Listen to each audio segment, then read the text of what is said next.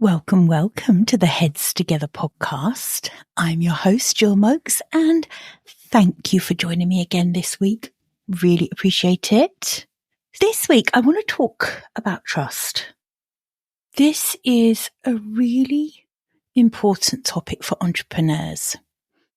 And I want us to have a really deep look this week about trust in ourselves, trust in others, and the trust others can have in us.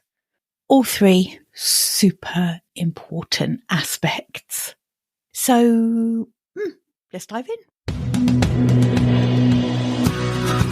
Welcome to the Heads Together podcast. I'm Jill Mokes, and I am obsessed with cutting through the noise when it comes to growing your business. Each week, via intimate coaching conversations and inspirational stories, I share what it really takes to get the results you want in a way that feels right to you.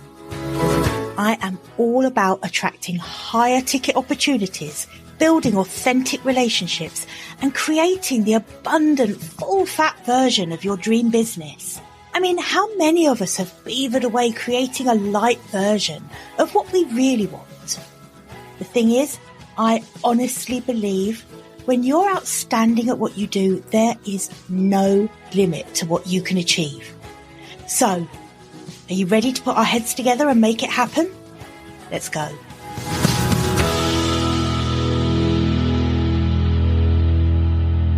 So you know what? As a female entrepreneur, trust is one of the most valuable currencies you're ever going to possess. And I'm not just talking about being reliable. I'm talking about genuinely fostering confidence in yourself and in others, right? Trust is absolutely the cornerstone of every successful relationship. And that's whether that's the relationship you have with yourself, but also the relationship you have with your friends, your family, and other people that you come into contact with in your business. But I want to start by answering this question. I want you to think about this really carefully. How trustworthy are you? Because trust begins with you. And that journey to becoming a truly trustworthy business owner starts with looking inside. So how often do you keep or break the promises you make to yourself? So this might seem really trivial, but actually, you know what? Self-trust is the foundation upon which every other aspect of trust in your life is built. Say, for example, you set a goal to wake up at a certain time. You're going to work on, your business plan for next year. But instead, you simply just keep hitting the snooze button. You're breaking a promise to yourself. If you commit to prioritizing your self-care, but then you constantly put it off and think, I'm going to stay at my desk just for another 20 minutes because I want to just keep this thing done, right? If you break that promise to yourself, that promise of finishing early, every time you break those promises to yourself, you're telling yourself that your word doesn't matter. And that completely erodes your self-trust. You start to doubt your own abilities and commitments. And honestly, that creates a ripple effect in life and business. I really know this to be true. It's something I still have to work on constantly, and I don't always get this right. The flip side of it is that when you honor commitments to yourself, even in little ways, you really reinforce your self-confidence and self-trust. And that becomes a very powerful tool for you. It lets you take risks. It lets you deal with challenges and push outside of your comfort zone because you have that assurance that you can rely on yourself. I talk a lot about intuition, and one of the biggest things I've had to learn is that to make intuitive decisions, you have to trust yourself. So this is very important work. And of course, the truth is that when you trust yourself, others can trust you too. So if you think of self-trust as this like internal dialogue that shapes the external relationships you have, that confidence and integrity that you're building brick by brick by keeping promises to yourself naturally extends to how others perceive you. And I think as an entrepreneur, this is so vital. Your team, your clients, your collaborators, people are watching how you manage your commitments. And when you demonstrate reliability and consistency in what you're doing, it absolutely sets the standard and builds trust in those relationships. And if you've been around here for more than a second, you're going to know that I talk a lot about meaningful connections, building relationships in business, relationships beating algorithms every time. I'm a massive fan of relationship marketing, right? I believe that relationships are the key to growing a business. Hands down. The biggest influence on whether your business will be successful or not is your ability to build great relationships.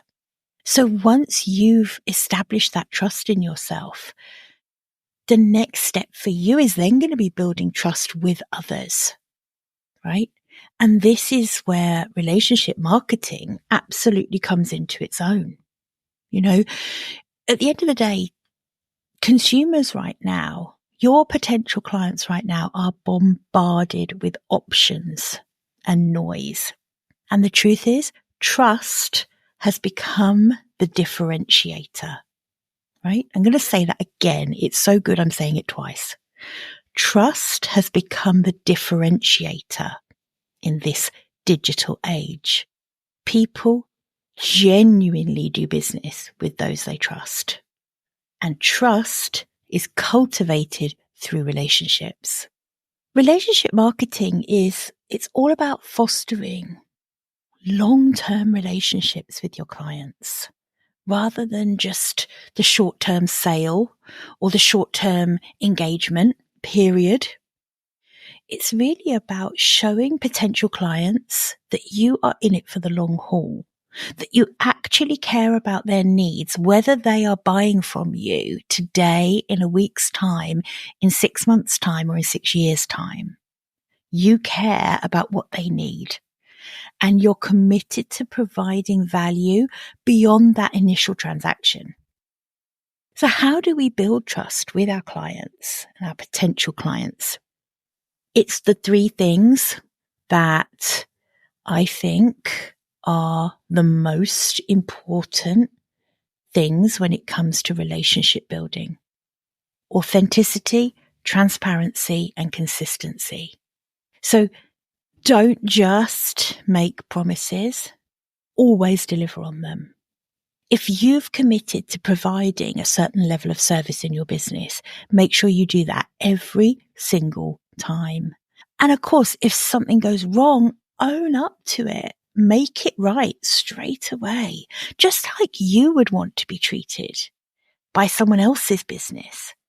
And that kind of integrity not only strengthens your reputation, but it also really deepens the relationship with your clients.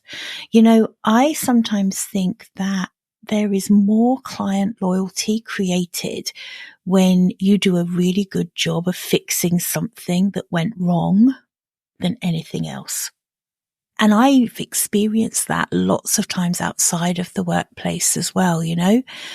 Say you're in a restaurant and some food comes out and it's really not what you asked for. It's not being cooked the way you wanted it to be cooked. That serving person has this chance to turn you into an absolutely loyal fan by the way they deal with that complaint. And businesses that leave their mark are the ones who do that really well. Because that builds trust. That builds trust and it turns people into really loyal advocates for your brand, right? So when you combine this self-trust, honoring commitments to yourself, when you combine that with a commitment to building trust with your clients, you're creating this hugely powerful synergy that's going to propel your business forward, right? Because trustworthy entrepreneurs attract opportunities. They're the ones who have this loyal client base, who support every decision they make, who are around to cheerlead them. I see this from my own circle of past clients, current clients, future clients. I put a lot of work into being trustworthy with my clients, and it pays off tenfold. And that means that we get to build resilient businesses that can actually withstand challenges, because there is a strength in being a business owner who trusts herself and is trusted by others. That's pretty immovable. So how trustworthy are you? That's what I want you to think about this week. So start making and keeping promises to yourself. That's where it all begins. And notice when you're not doing it. Notice when you break a promise to yourself. Notice how that feels.